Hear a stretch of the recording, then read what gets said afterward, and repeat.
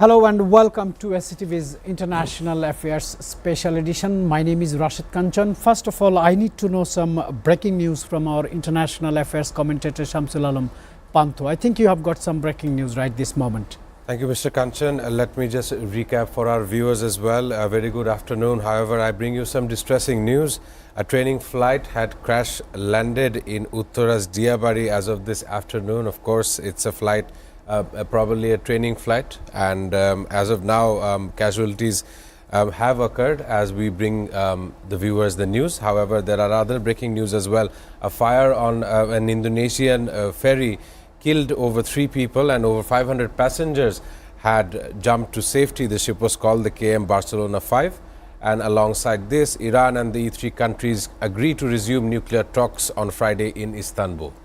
So, ladies and gentlemen, we'll be waiting from newsroom for more updates on the plane crash in Diabari, Uttara. We'll definitely update you. We have a very distinguished panelist today, Major Akhtar Zaman, retired. He's very vocal on his subjects. First, sir, I want to draw your attention on the tariffs war. A new war has been begun by the US President Donald Trump.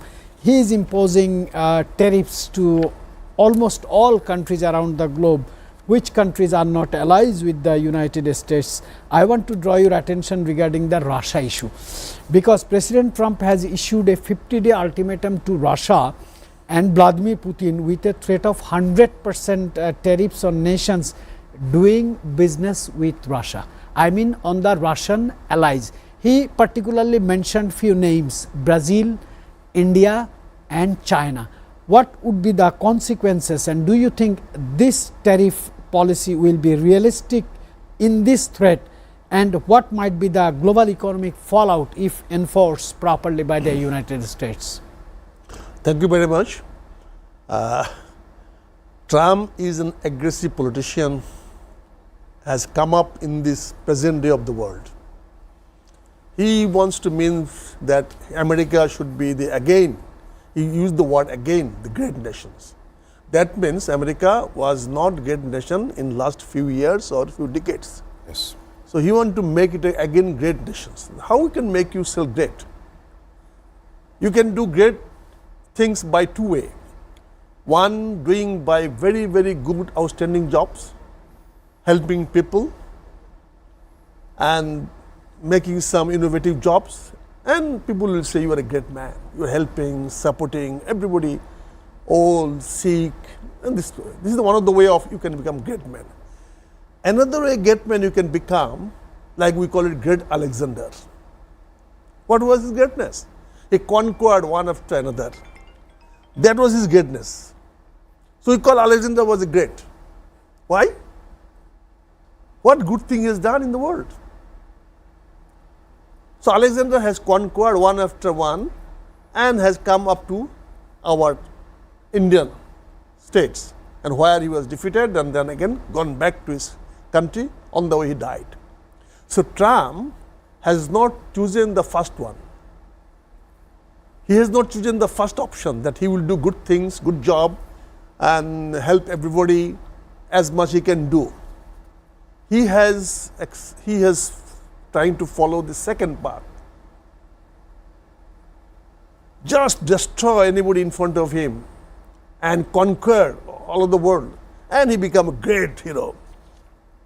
I think the risk path he has taken, and this is coming to, I think, will be end to this of imposing or threatening Russia to impose 100% duties. It's impossible.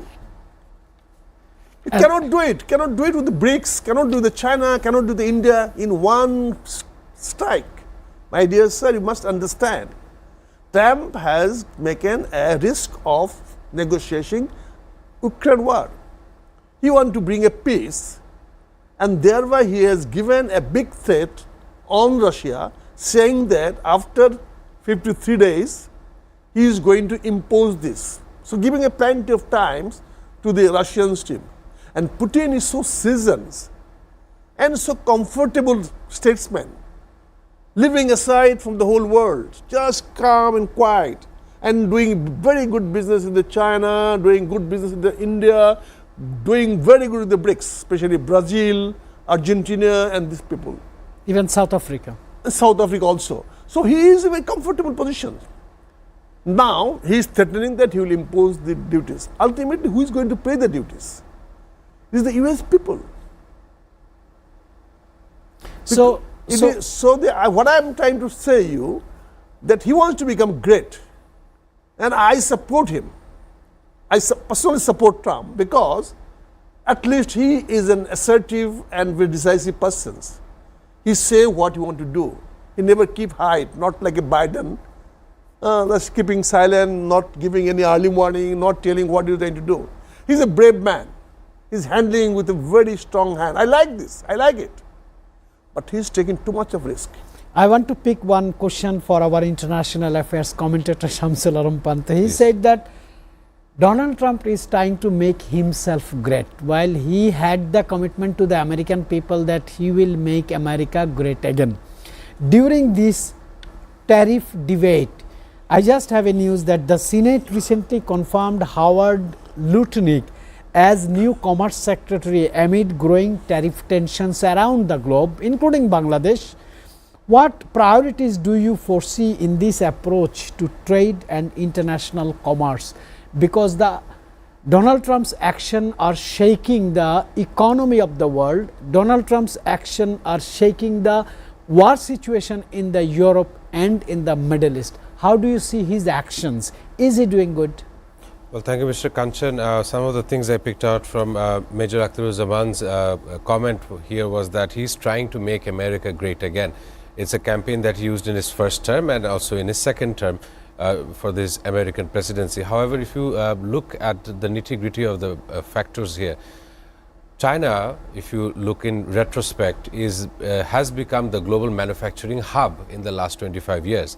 Now, Donald Trump's ambition to create such an environment in America will definitely take some toll on the remaining manufacturers there are, and that is where his secondary tariff or his reciprocal tariffs are coming into play. Manufacturers are now wondering what to do and which market they will sell. Most of the elements, even in Bangladesh, Vietnam, China, most of the elements are pertaining to textile industry. And from what I understand is American households, regular consumers are going to be giving much more, are going to have a hole in their pocket while dealing with high prices of consumer items. And definitely some of these items will not be able for the common American to bear. Of course, even as you said that Mr. Howard was appointed in the Commerce Ministry and whatever department, it just comes to show that following Donald Trump such an order can be much dangerous in the future for American households as well. Sir, one more question just arrived from your commentary that do you think Donald Trump is appointing some new faces which is totally unknown to the American people even? He did not pick a single one from his previous Donald Trump 1.0. Well, this is almost in 1.0. Remember, a couple of days ago we discussed about Mr. Powell, someone who he had hired, and then for the Federal Reserve, actually, he had hired in his first term, and even by his second term, he was contrasting why he's still there. So, of course, he comes from the businessman background. In my opinion, I'm also a businessman as well. So, what I understand is he is trying to create a major reshuffle inside civil and other institutions in America, whether or not to carry out his commands. Thank you, sir. Very well explained. I want to look at Russia-Ukraine war with the new Patriot missile deal and US-EU military funding pledge to Ukraine. But my question is, could this shift the dynamics of the war significantly in Ukraine's favor or provoke further escalation from Russia? The question is very clear.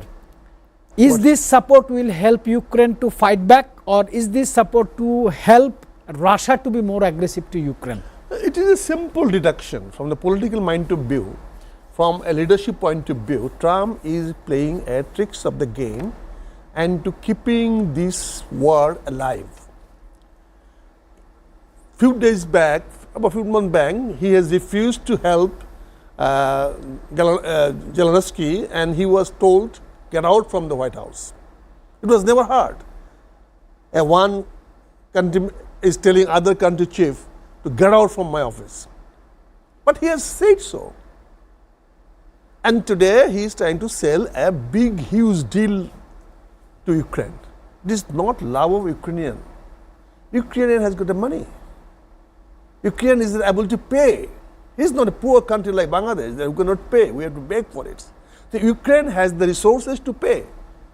Had got lot of mineral resources, rare earth mineral resources the Ukraine has, which is not yet touched. America has targeted that. Eagles has looking for that. So Ukraine to be survived. Trump is fueling in the war, so the war continue, and he's telling the Russia, it's up to you. If you don't come with my terms, I'm going to linger the war. Linger the war, and I impose the tariff on you. You and your allied suffers. He thinks nothing will happen.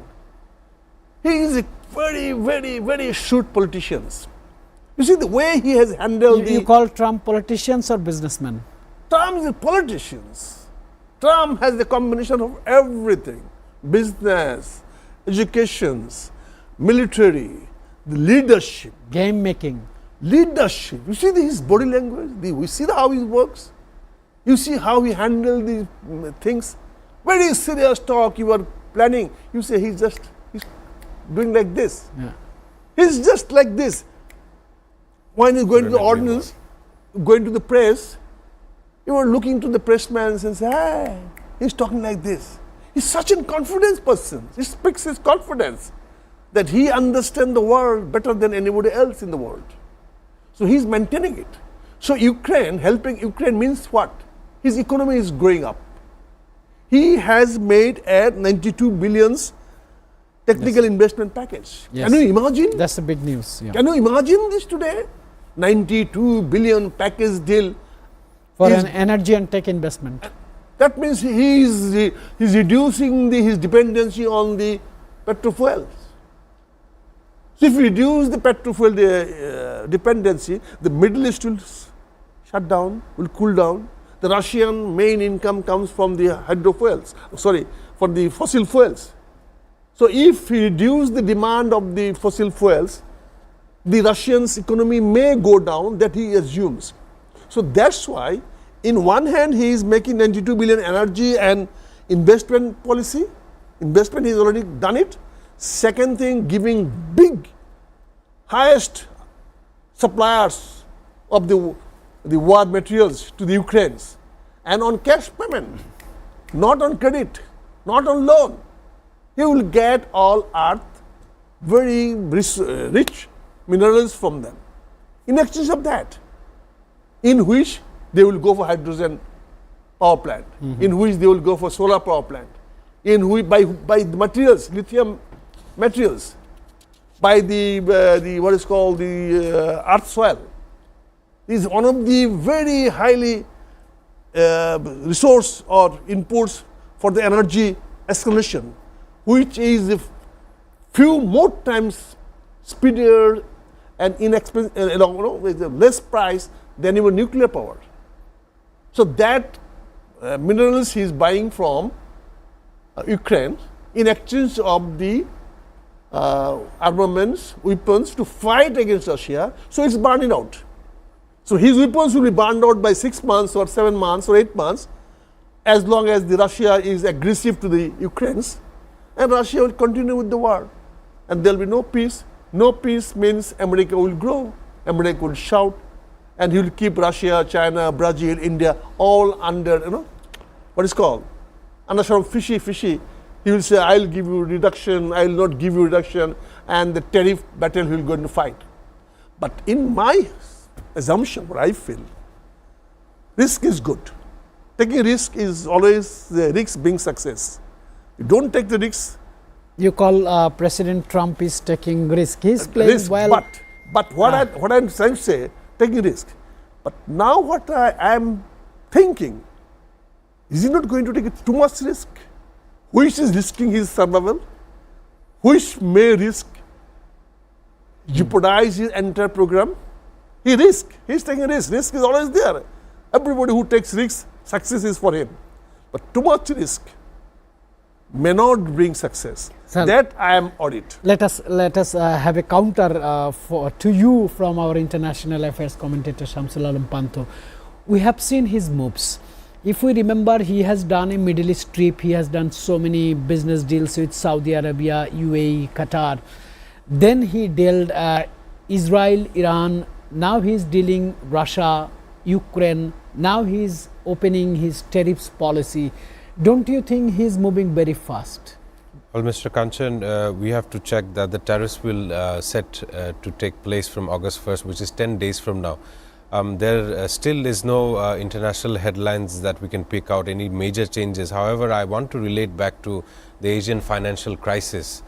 What is looming in all of Asia is how to deal with America's tariff policy. And as you know, the Asian countries did meet in Malaysia to discuss such an issue.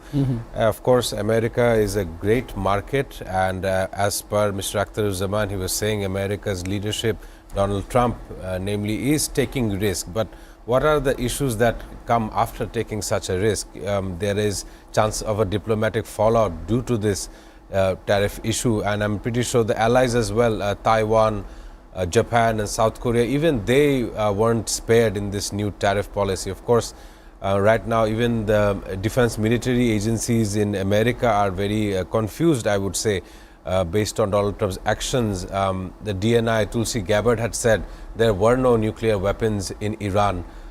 Even so, Donald Trump said she was wrong. Openly, blatantly said. Yeah, he said clearly. He said she was wrong, and then directed an attack of various nuclear sites, which definitely took to the headlines. So, of course, this shows that the American administration does have some loopholes, does have some holes in their system, which they need to fix immediately before all the other Asian countries face a severe crisis. Sir, I just want to do a hypothetical question. Please. If all the victim countries like China, Russia, Iran, Brazil, South Africa come together and say no business with the United States, do you think it will be really tough to handle these countries at a time? Well, America has chosen to poke their nose into a lot of other issues worldwide as well. They want a sense of power, a sense of control, where they are the dominative power, and they want to control much of the decision making, much of the world's various war fronts. Of course, in a previous show I mentioned how the military industrial complex in America benefits from various war fronts in the world. A couple of years ago it was Afghanistan, the war in Afghanistan, Kandahar as well, Iraq. Not just that, now in modern times we look at Ukraine and Russia. Of course, Russia is the country that is the aggressor here, and much more than America, I would say that the European nations are having an allergic reaction. Why I say this is their proximity, the geographical proximity to Ukraine is what scares them the most. Of course, the European allies countries are always in communication with one another. And if you look at Spain's foreign minister as well, he came out quite vocal on the Gaza issue as well in Israel, which has been running for quite some time. So I would say, once again, back to your initial question, instead of making America great again, they are planning to make the entire planet great again, which is a far standout from what their initial election campaign was. It's a very good comment. I really liked it. I want to again come to a very veteran military professional who has military experience, political experience. Sir, President Donald Trump clearly said to the media that he talked with Vladimir Putin, and he is very upset on that Vladimir Putin is not going to end the war. On the other side, Vladimir Putin says, if you fuel on Ukraine, why should I end the war? Do you think, or do you believe that Russia-Ukraine war is going to be another long time, prolonged conflict in Europe, which will make the world in two parts? Yes, I understand. You may not agree. I cannot give you the very logical and statistical answer for it. But it is a simple, to me, this Putin and Trump happens to be a very good friend. And they're working with the same interest and the same allies. There is no conflict between them. There is no issue so far. Even after coming this time to the power, there is no conflict with these Russians. And what Trump is trying to do, as Trump has got a habit of poking his finger to everybody's asshole, sorry for using that word, he's also trying to finger into Russia also to see how it reacts. But Serbians are the Russians of the bear. They've got a big skin. They can suffer, they can sustain in the very deep winter. I don't think so Russia will so quickly will react by fingering by the Trump. But it is helping Trump to grow faster, grow faster. Putin has never aimed to conquer whole Ukraine. He just aimed to come to the Red Sea, just to use the Gibraltar, so that his winter access is never stopped. So he secured that part of the Ukraine. He has taken it. Now he is just playing ping pong. He is just selling his things to China. China is selling to this. The America is not the only market available for China or India or this. But it's a big market. It is not that big much today. They are not that rich now by individuals. By country, America is rich. American people will find in Dhaka comes, they buy these cheaper clothes and take it. You will see the Americans are now staying not in Banani, Baridhara, they are staying in some other places. You will see many Americans come to Bangladesh, they don't stay in anymore Sunaga hotel, or there are a lot of hotels in Banani and Gulshan has come up because they have already, they don't have that much of money to stay in Sunaga or this. Americans are not that rich as you were earlier. In respect to that, China has got own market, they have got own manufacturing hub, they can manufacture for themselves, they can do home trading, they need not to even export. Same about Russia. It's a vast country. Massive I don't know. geographical location. You know, the people living standard in Moscow is fabulous. You know, everywhere gold. On the road you'll find the gold medal, gold sculptures, the gold gijars, you know. This is made of gold. So Russians are not poor country. They have lot less populations, big resources, they are self-sufficient, no need to bring anything. But America, just being, as he said, the geographical location of America, America is not under threat of anybody. Yes. America is a safe and secure country. And America has got the biggest fleets so that he can dominate all the oceans around him. That is only the America can do it. His fleets are so powerful, it can contain any country. Cannot cross Atlantic Oceans, cannot cross Pacific Oceans, and Indian Ocean, the question doesn't arise because they are surrounded by Indian Ocean, Pacific and Atlantic. So their fleet is so powerful. None of the European country, Chinese country or the Asian country can cross either Pacific or Atlantic. So they are safe. But they have got so many third country friends like Bangladesh are sold on a very cheap price. Just give me a power, I want to hold the chair, I open my trousers. It's a different topic, sir. No, not different will topic. come. So there are so many third world countries. Supporting They United are always States. ready to open the trouser for the interest of the Trump or the Americans. And it's happening in Bangladesh as well. So America can knock or poke anybody's from the neighboring But sir, country. reality is America could not control North America, Venezuela, Iran. Still these countries are fighting back. What do you mean not control? You know, about 2-3 months back, there was so much of problem in Los Angeles, California. What it is now? Immigration raids. What is there? Can you hear it? Yeah. The budget, when we were talking that the Congress would not pass the budget, they passed it. They had to. You said that he will change Powell, then he can survive. He said, I hell with it. Powell is not matters to me. I control Powell. Powell doesn't control me. So he has proved to everybody that he kept the power. Everybody has said that he is not going to keep him.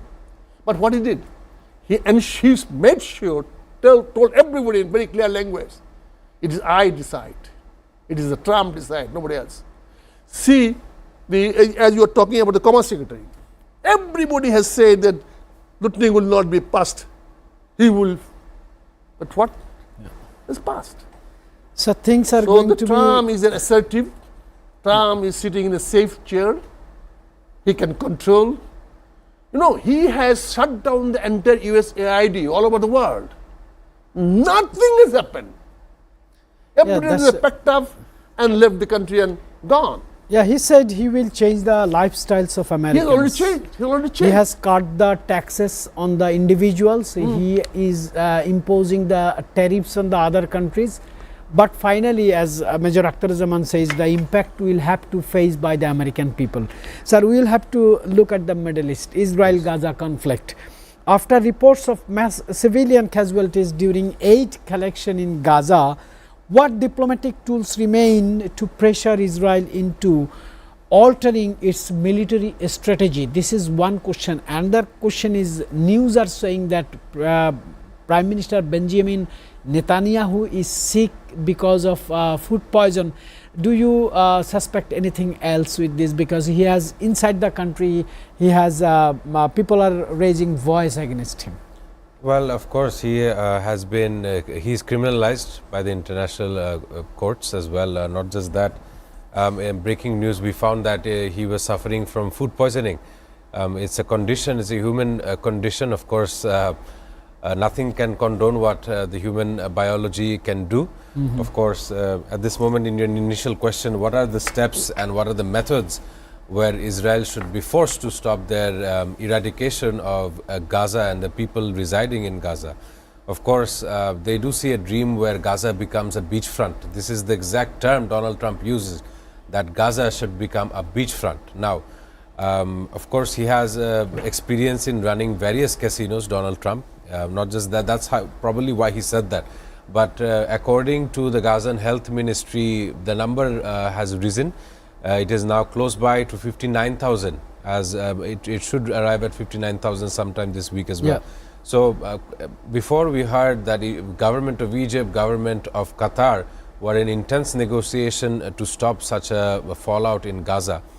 Of course, at this moment, I don't see any kind of humanitarian assistance coming from various world organizations. The UN can step in, of course. What they're doing is just providing the humanitarian aid. While doing so, the soldiers are killing innocent women and children. It's a very drastic issue to talk about, even to think about on a daily basis. Such atrocious activities are being carried out in the Middle East, while major Islamic nations remain quiet about this issue. I don't see a reason why this has not stopped yet. Of course, Gaza is in ruins. That's what the Israeli side had done, and I would only hope and pray that this escalation can stop at this fastest notice. Sir, one question raised in my mind. Yes. United States is supporting directly, shamelessly to Israeli Prime Minister Netanyahu. He is killing 59,000 civilian people in Gaza, and Israel and the United States together are offering aid.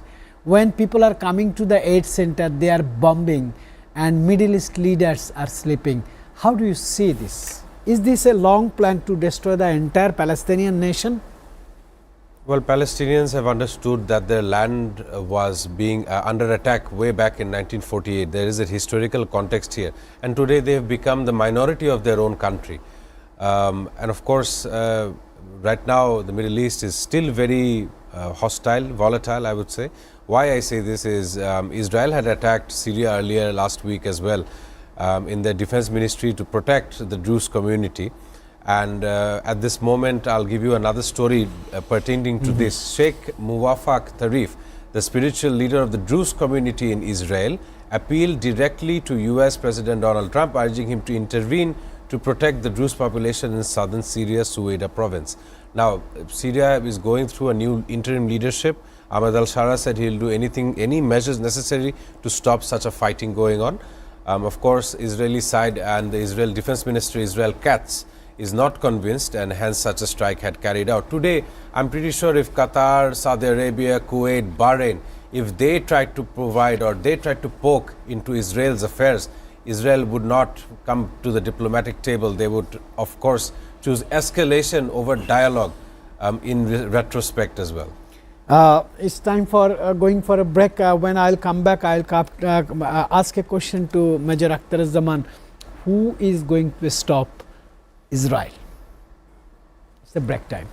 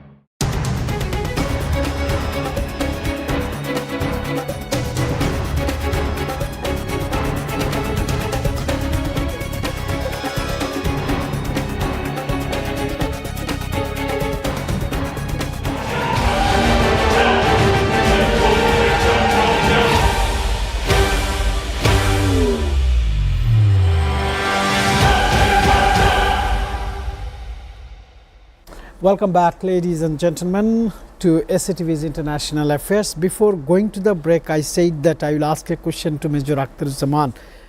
Benjamin Netanyahu is killing innocent people. United States, the superpower, is supporting directly and shamelessly. Sir, question is, how long it will be continued? Who is going to stop Netanyahu? Before I answer your questions, I want to just simply want to know who is innocent. How do you determine innocency?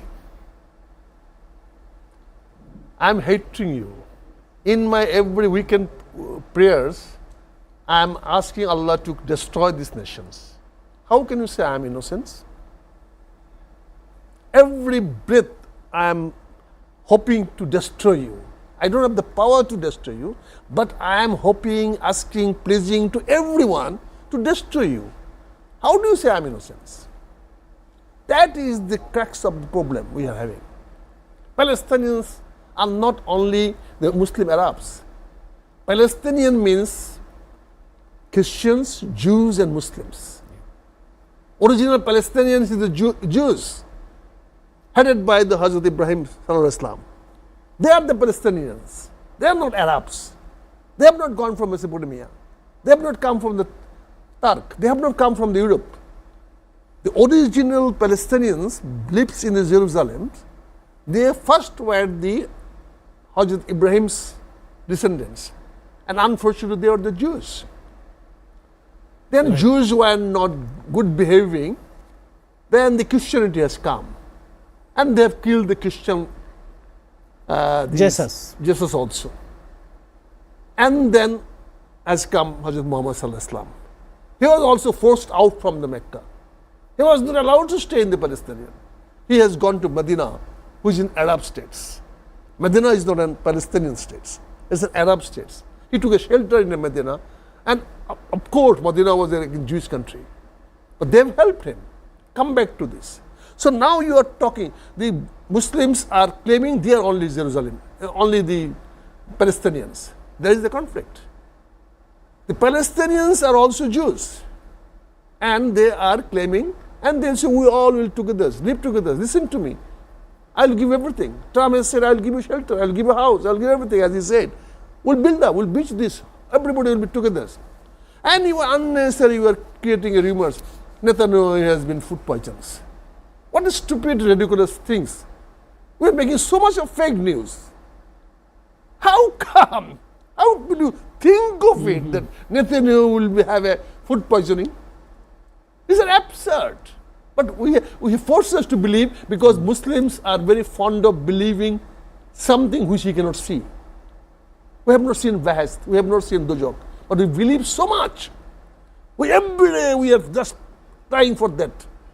But we have not seen how it looks like the Bahast, how it looks like the heaven or the... So Muslims by nature would believe the hearsay. We are more listeners than practitioners. So Netanyahu, you ask me who will go and stop Israel. Like, see, the League of Nations could not stop the Second World War. They have failed. This today, United Nations has miserably failed to stop war. Third World War has started much before. It's all over the world. Every day there is a fighting. There is no nations you will find not fighting. It is a fighting. One sector today here, another is there, another is there. And the entire, the Arabs is fighting for last 60, 70 years. The United Nations could not do anything. So, tomorrow, the third world will not come. Because third will not come because whole world is now not divided in two parts. This is a multi-tiered system has developed. Region-based. Region-based, power-based, conflicting-based. Russia, China, friends, but conflicting interest. Japan, Korea, friends, but has a conflicting interest. Japan, China are conflicting interest, but in other words, friends. They have got a common interest. They are the manufacturing hub, depending on each other's. Right. Japan is producing everything. Now they have got a factory in China. Korea is producing things and have a factory in China. Same Russia, same Africa. Africa is divided by China, Russia, India, everybody. And America is selling technology. They are selling wealth and using the manpower, and Africa is growing. See, that's South Africa. It's one of the richest countries. It's as good as any European countries. See their cities. See their living standards. But at the same time, the difference of the poor and the rich are so big. Yeah. That is the problem. In America also there are beggars. But it isn't highlighted. So what I am trying to say, Netanyahu has come, it is not 1942. It is now 2025. It is no more a sperm. It is a whole grown-up man. You cannot deny. I will not surprise if tomorrow the Netanyahu or the Israel become the leader of the whole regions. Like you are talking about today, the Jews are asking for these Syria. Tomorrow they'll ask for the Jordans. There's so many Jews are around that country. Yeah, they're dominating the entire region. So they will tomorrow say it's a Jewish country. Yeah. The Syria will be Jewish country. Iraq will be Jewish country. Other country, because you have killed all Muslims. They cannot stand. In Hamas, 60,000 people has died. Can you imagine? And you are talking about these human rights? And you are opening the office in Dhaka for human rights? What they're doing there? Why not they're going there? That we will discuss about this so issue what also. I'm trying to say, the Netanyahu has become a milestone for the new civilizations. Israel has become new milestones for new civilizations. And the power, America will try to keep the whole Europe and Asia, keeping always, hot. The main this marker will be the Netanyahu or Israel. Yeah, Israel will disseminate heat around that place, and we all will fight. Yeah, Israel is killing, Israel is attacking almost all Arabian countries, and no Arab country has the guts to protect back except Iran. We have seen that Iran been able to drop bomb inside the Israel. Sir, we will have to look at some news that India and Bangladesh are seeing increased tensions over border security and trade routes. I have some other questions as well. Recently, we have seen some political activities in Bangladesh, especially by the Jamaat Islami, and Indian medias are doing a lot of propaganda that Bangladesh is going to be controlled by the Islamist, Islamophobia.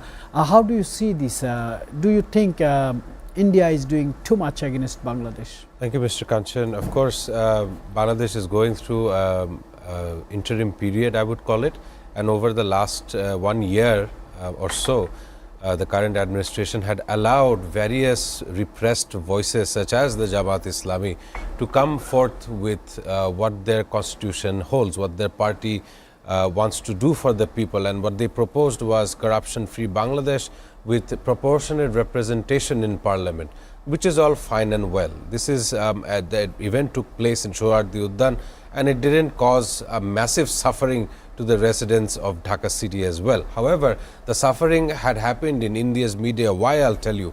First post, a YouTube channel which is hosted by an Indian, Palki Sharma, she in her report stated that the Yunus government is giving all the necessary means and all the necessary tools for an Islamic state to come out of Bangladesh. Of course, that would only undermine the electoral process that we hold so dear. Now, this is not the first time that India's YouTube media or Godi media, if you would call it, this is not the first time they have attacked our various activities in our homeland. The relationship between the two countries is yet to be determined. I say this why? Because we understand they have some sort of hostile notion towards us. It is very much apparent in various of their news agencies as well. Of course, as a businessman perspective, I would say that them being their neighbor, they may want to have some kind of control, if not forward facing, definitely under the sheets. They would want to control how Bangladesh is being run.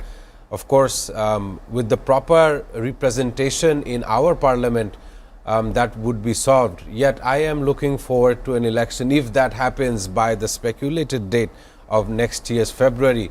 Of course, this time around, the current administration has a specific challenge. The challenge remains, what is an election? How is it conducted? Who are the players? How is it done in a first world nation? Whether or not Bangladesh's current population is civilized enough to understand why a proper representative is required per state, or in our language we call it per jela. Why is it important for proper representation to be there? So that the mandate of the people can be carried out, and so that the decisions in the parliament would be people facing. This is the terminology, or this is the way that the proper road to democracy should be established. So in my understanding, as for now, India is only showing us hostility, but not in the words, not in the means of a military conflict, but in the means of attacking our reputation in the world stage for once.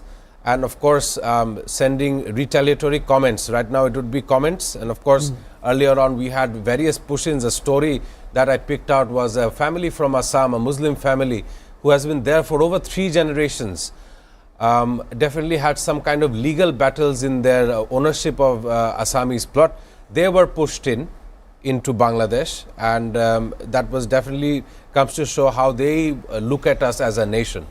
So, very powerful few words you have used. I want to come to Major Akhtar Zaman, who was a freedom fighter, politician and commentator. Sir, I just want to ask you that in political science there is one proverb: if there is indiscipline, there is disorder. If there is disorder, there is chaos. If there is chaos, there is disaster. But we have seen last few months in Bangladesh, the political parties are aggressive for election.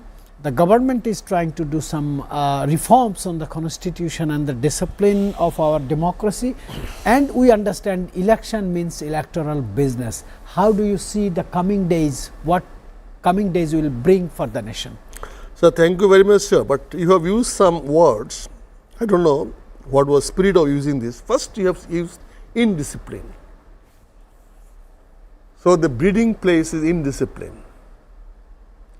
Now, question comes: is our society, is our nation is disciplined now? Not at all.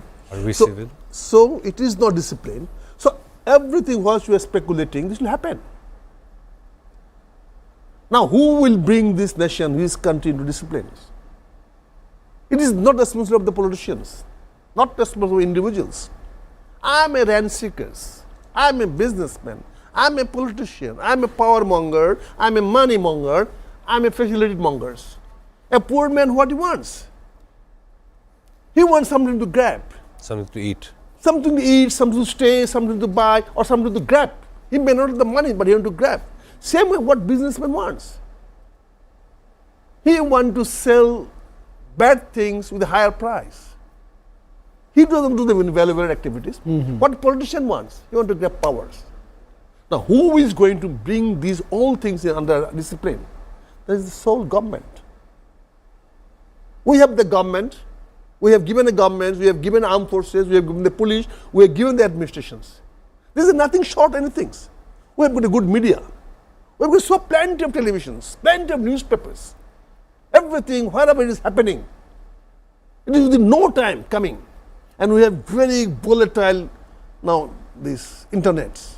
We have got a Facebook, we have got a YouTube. Anything happening inside the house happening. We have got one habit of blaming neighbors, blaming Indians.